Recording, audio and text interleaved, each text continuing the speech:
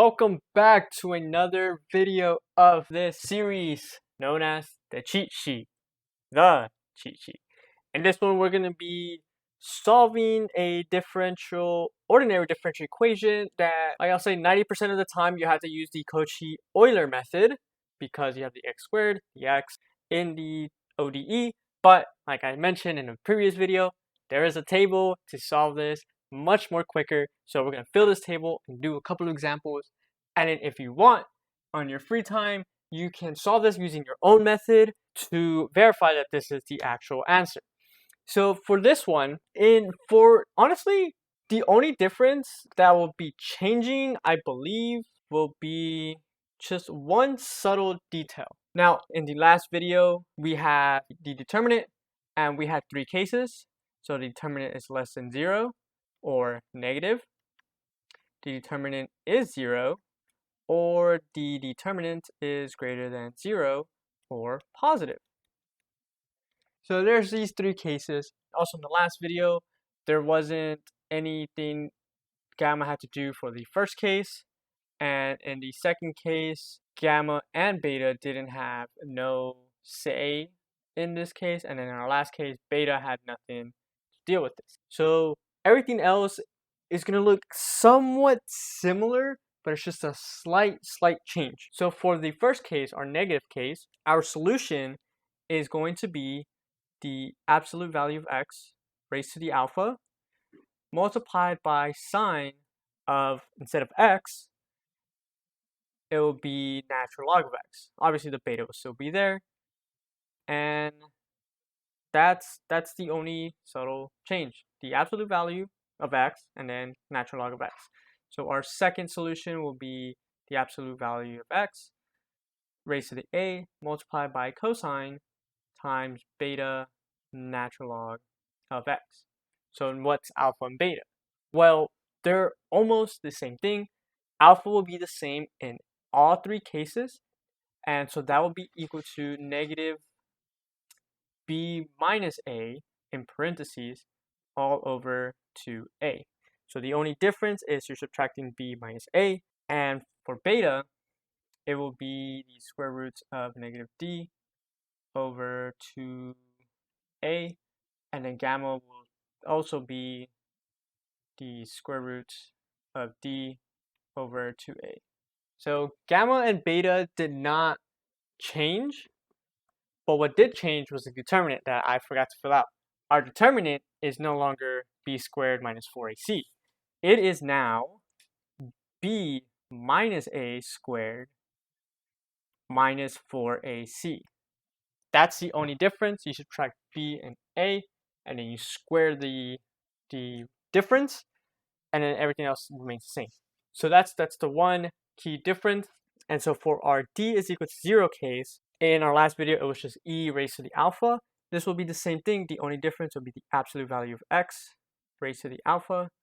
And then in this one is our second solution will be the absolute value of alpha times natural log of x. Again, our alpha will remain the same, and I did mention it's true for every case. And then our last case is when our determinant is positive. So this one, it will be the absolute value of x times alpha plus gamma, or the absolute value of x times raised to the alpha multiplied by hyperbolic cosine of gamma natural log of x. And then our second solution would be the absolute value of x raised to the alpha minus gamma, or the absolute value of x raised to the alpha times hyperbolic sine times gamma times natural log of x. And that's it for our table. So we're going to do 3 examples as last video. And again, you can verify that these will give you the same answer. For our first example, it would be the x squared times the u double prime plus 5x times u prime plus 4u is equal to 0, we know our A is equal to 1, our B is equal to 5, and our C is equal to 4. Do the same thing. The determinant is going to be equal to 5 minus 1, quantity squared, minus 4 times 1 times 4. And so this will give us 16 minus 16, which is 0. And so this will be our second case. So our alpha will be the negative b minus a over 2a, or negative 2, because it'll be 5 minus 1, be 4 over 2. It's 2 times a negative, negative 2.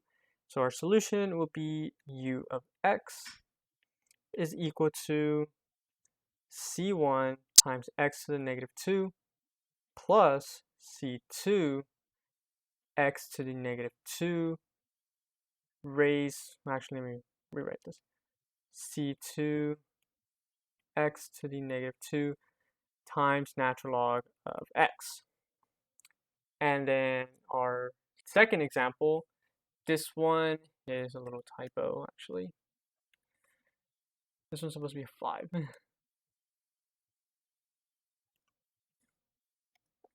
So this one, again, a and b remain the same. C, however, is 5.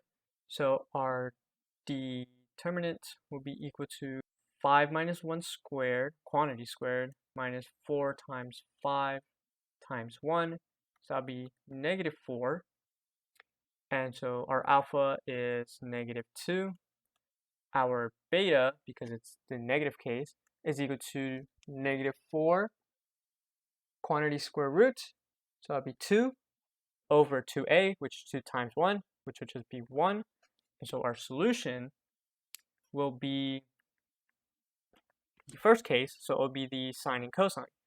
So it'll be c1 times x to the negative 2 sine of natural log of x plus, let me move a little bit to the side, plus c2 x to the negative 2 times cosine of natural log of x.